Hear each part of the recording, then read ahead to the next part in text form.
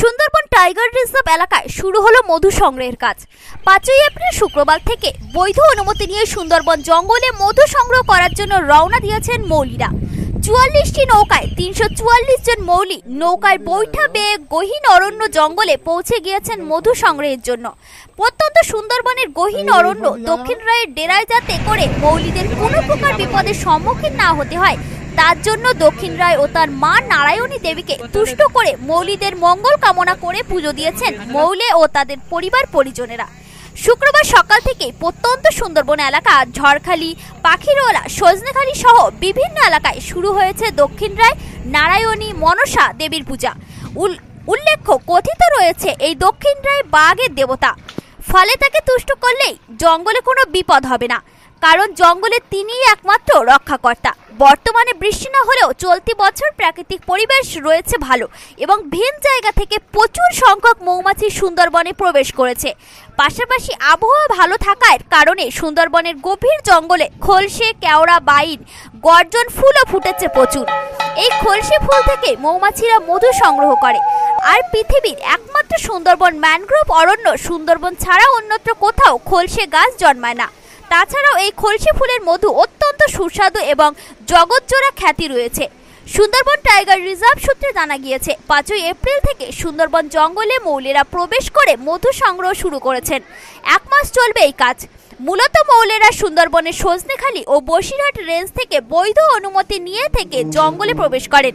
পরে সেখান থেকে জঙ্গলের মধ্যে 8-9 জনের একটি দলে বিভক্ত হয়ে মধু সংগ্রহ শুরু করেছেন। জানা গিয়েছে, প্রাথমিকভাবে সুন্দরবন টাইগার রিজার্ভ এসটিআর 44টি নৌকায় 344 জন মৌলিকের মধু সংগ্রহের জন্য অনুমতি দিয়েছে। চলতি বছর বাঘের আক্রমণে প্রাণহানির সংখ্যা বেড়েছে, আর সেই কারণে মধু সংগ্রহ করতে গিয়ে মৌলিদের প্রাণহানির ঘটনা ঘটলে বিমার ব্যবস্থা করেছে সুন্দরবন টাইগার রিজার্ভ। এছাড়াও বাংলাদেশি ডাকাতরা সুন্দরবন এলাকায় ঢুকে যাতে করে মৌলিদের উপর হামলা করতে না পারে তার জন্য অপারেশন গোল্ডেন হানি নামে বিশেষ বাহিনী নজরদারি শুরু করে বিগত 10 দিন আগে থেকেই এবং আগামী 30 দিন ধরে নজরদারি চালাবে। বাহিনীতে রয়েছেন সজনেখালি বন্যপ্রাণী অভয়ারণ্যের রেঞ্জার বিপ্লব ঘোষ, বিট অফিসার অভিষেক দে, বসিরহাট রেঞ্জার স্বপন মাঝি সহ 300 বনকর্মী, পুলিশ ও বিএসএফ। সুন্দরবন ব্যাঘ্র প্রকল্পের STR deputy field directorate Jones Justin জানিয়েছেন, 5ই এপ্রিল থেকে মধু সংগ্রহের কাজ শুরু হয়েছে। প্রাথমিকভাবে 44টি নৌকায় 344 জন মৌলিকে অনুমতি দেওয়া হয়েছে। মৌলিদের সংগৃহীত 270 ও 235 টাকা কেজি দরে কিনে নেওয়া হবে।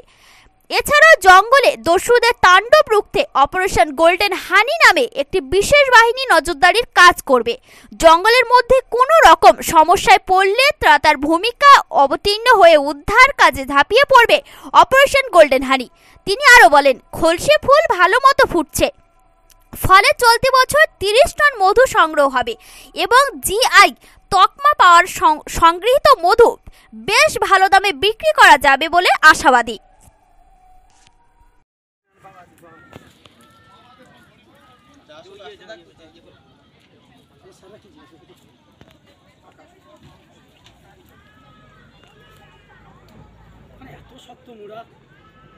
ওরা তো আমাকে ফোন করেছিল, ঘাট তো ভর্তি, ঘাটে ধরতে পারবে না, তুলতে গিয়েই তো হয়ে গেছে ঘটনা ঘটে।